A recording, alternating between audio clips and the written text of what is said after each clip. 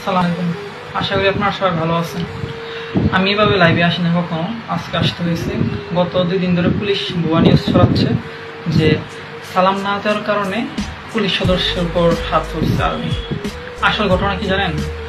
যখন June commander যাইতেছিল বান্দরবনে যারা বন্যায় ক্ষতিগ্রস্ত হয়েছে তাদের ত্রাণ দেওয়ার জন্য, এগুলো দেখে পুলিশ 3 জন সদস্য বাজারে বসেছিল। তারা নাকি তাচ্ছিল্য করতেছে যে মির্জাফর তারা বেঈমান, তারা মানুষদের সরকারের সাথে বেমানি করছে, এখন মানুষদের যাইতে হেল্প করার জন্য। এটা আবার শুনে ফেলছে গোয়েন্দা সংস্থার লোক। গোয়েন্দা সংস্থা লোক শোনার পরে গিয়ে পুলিশ 3 সদস্য ধরছে যে তোমরা একজন জুন কমান্ডাররা এভাবে তাচ্ছিল্য করতেছো কেন? তারা তারা কি করছে তোমার সাথে? তারা বন্যা মানুষদের পাশে দাঁড়াচ্ছে আর তোমরা তাদেরকে নিয়ে তাচ্ছিল্য করতেছো। ওরা বলতেছে যে পুলিশ 3 সদস্য বলতেছে যে জুন কমান্ডার আমার কোনো গড়ার টাইম নেই, এইভাবে বলছে। পরে আবার গোয়েন্দা সংস্থা লোক বলতেছে যে তোমরা তো সম্মান করোই না, আবার তাচ্ছিল্য করতেছো। এটা নিয়ে তাদের মধ্যে আবার হাতাহাতি হয়েছে। এ পর্যায়ে কোনো মতে যে গোয়েন্দা সংস্থা লোক আছে সে আবার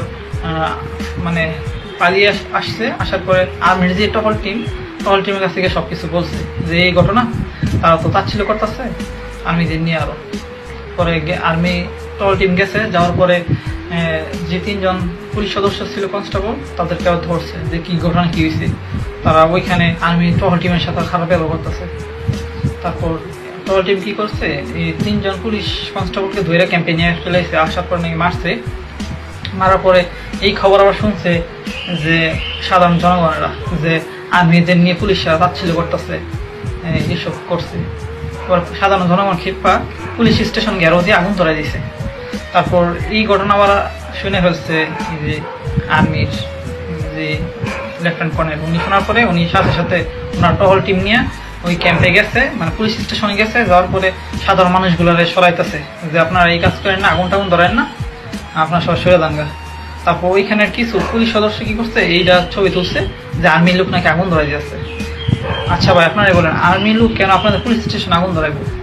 আপনারা খারাপ ব্যবহার করছেন, আপনাদের ধরে নিয়ে মারছে, পুলিশ স্টেশনে আগুন ধরাইবো কেন? মানুষ কি এতই পাগল হয়েছে?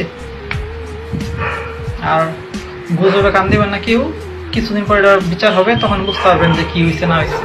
পুলিশ সদস্যরাও যে তাচ্ছিল্য করছে ওইটারও 100% বিচার হবে, সমস্যা নেই। কারণ একজন জুন কমান্ডারের সাথে তোমরা এইভাবে খারাপ ব্যবহার করছো। তারপর মনে করো ত্রাণ দিতে গেছে, ভালো কথা, এখানে তোমরা মির্জাফর বেঈমান বলার কি আছে? এখানে কি মানুষের হেল্প করা কি অপরাধ নাকি?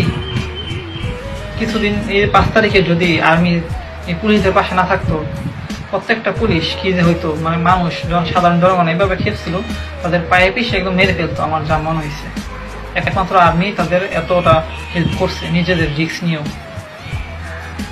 সবাই বুঝতে পারছেন?